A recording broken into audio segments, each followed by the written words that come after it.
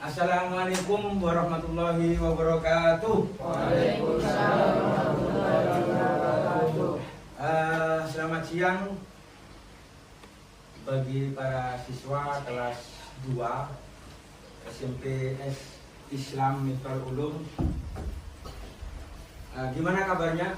Baik. Aktivitas sehari-hari kemarin gimana? Apakah ada masalah atau enjoy saja? Enjoy. Pada siang hari ini kita membuka pelajaran pendidikan agama Islam, yaitu kemarin kita bahas menerangkan hukum bacaan qol-qolah. Ya. Nah, sekarang kita menginjak bab tentang beriman kepada kitab-kitab Allah. Kita buka beriman kepada kitab-kitab Allah.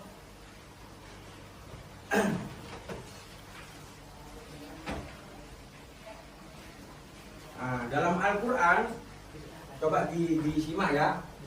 Dalam Al-Quran disebutkan bahwa ada 4 buah kitab Allah yang diturunkan kepada Nabi dan Rasulnya. Sebagai apa? Sebagai petunjuk. Sebagai petunjuk bagi manusia dan sekalian kaumnya. Kitab itu yang diturunkan oleh Allah itu ada 4. Yang pertama kitab apa? Taurat. Nah, terus kitab Zabur, terus Injil, terus Al-Quran. Nah, kitab Taurat ini diturunkan kepada Nabi siapa? Nabi Musa. Nabi Musa itu pertama kali runtutannya itu Taurat, Zabur, Injil, dan Al-Quran. Jadi ketika semua isi dalam kitab ini semuanya isi dalam kandungan kitab-kitab ini semuanya tentang mengajak manusia untuk menjadi manusia yang baik, manusia yang melakukan selama hidupnya melakukan hal-hal yang baik.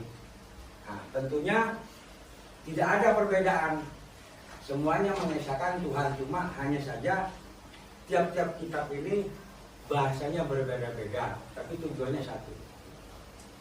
Nah, sekarang kitab Zabur itu diturunkan kepada Nabi siapa? Nabi Daud. Terus Injil Nabi Isa. Al-Quran Nabi Muhammad.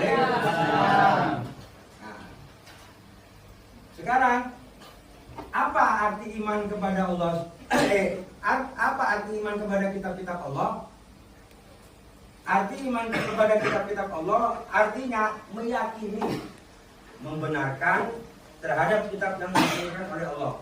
Nah, meyakini bukan kita karena agama Islam saja meyakini Al-Quran, tapi meyakini kitab-kitab yang sebelum Al-Quran turun, yaitu kitab Taurat, Zabur, Injil.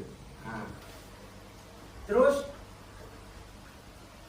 iman kepada kitab-kitab Allah meliputi beriman kepada seluruh kitab Allah yang diturunkan sebelum Al-Quran, yaitu Taurat, Zabur, Injil, dan suhuf-suhuf.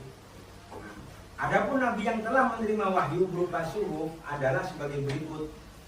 Yang pertama Nabi Adam, yang kedua Nabi Syed alaihissalam, yang ketiga Nabi Idris, yang keempat Nabi Ibrahim, dan yang kelima Nabi Musa. Isi-isi pokok di seluruh kitab dari empat kitab ini, 4 kitab suci ini, isi kitab-kitab Allah yang turun kepada para nabi dan rasulnya mencakup beberapa hal, antara lain sebagai berikut. Itu ada 5 isinya. Semua kitab Taurat, Zabur, Injil, dan Al-Quran itu pokoknya, isi pokok dalam kitab itu tentang akidah, mengesahkan Allah Subhanahu wa ta'ala. Berarti mengesahkan Allah Subhanahu wa ta'ala.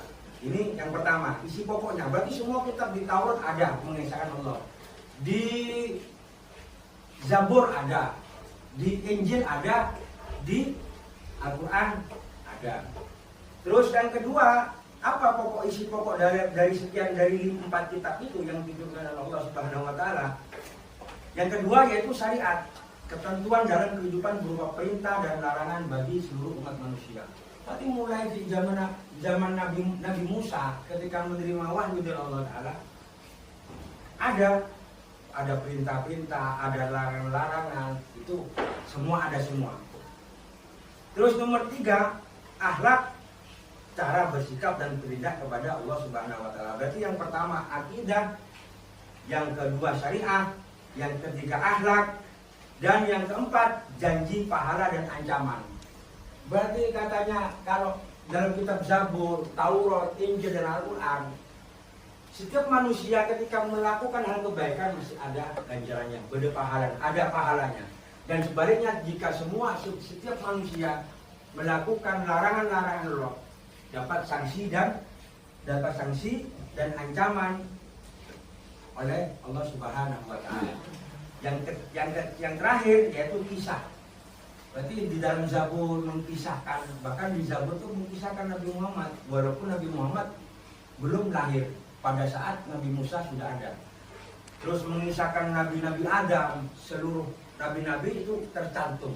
Ini dalam Allah menurunkan 4 kitab yang berbeda.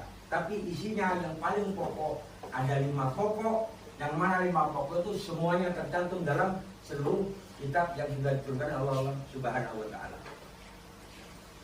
Selanjutnya, ya, sekarang kitab yang pertama yang kita bahas yaitu kitab Taurat.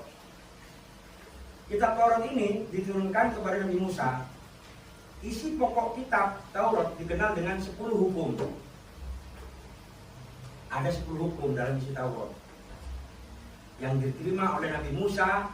Yang pertama, ada 10 hukum pokok. Mengakui keesaan Allah. Ini Taurat. Terus larangan menyembah patung dan berhala. Nomor 3, larangan menyebut Allah dengan sia-sia. 4, memuliakan hari Sabtu. Ini dalam kitab Taurat. Terus 5, menghormati ayah dan ibu. Dalam Quran pasti ada kan ya? Ya. Wala taqul lahum uffin, termasuk itu masukkan ya. Terus larangan membunuh sesama manusia. Yang ketujuh, larangan berzina. Di Taurat sebelum ada Islam sudah larangan berzina. Itu. Ya. Terus larangan mencuri. Berarti semua agama itu tidak ada yang tidak ada agama yang menganjurkan untuk berzina. Tidak ada. Nomor 9, larangan menjadi saksi dan berdusta, ngomong, berbohong. 10, terakhir larangan memiliki keinginan untuk menguasai hak orang lain. Selanjutnya, kitab Zabur. Kitab Zabur tidak mengandung hukum-hukum atau syariat yang baru. Karena Nabi Daud mengikuti syariat yang diturunkan oleh Allah kepada Nabi Musa. Kitab Zabur berisi kumpulan ayat-ayat yang suci. Kitab Zabur terdiri dari 150 surat. 150 surat berisi nasihat dan kata-kata hikmah dan pujian-pujian. Berarti kitab Zabur itu tak satu pun mengandung hukum-hukum syariat. Mengambil dari yang sudah diterima oleh Nabi dari Musa. Selanjutnya kitab Injil. Injil ini yang sekarang ini banyak dirubah oleh orang-orang Nasrani sendiri. Ya, tapi katanya info yang saya gali, Injil yang paling masih murni yaitu namanya Injil Barnabas. Injil Barnabas itu ditemukan oleh ilmuwan, itu Injil Barnabas.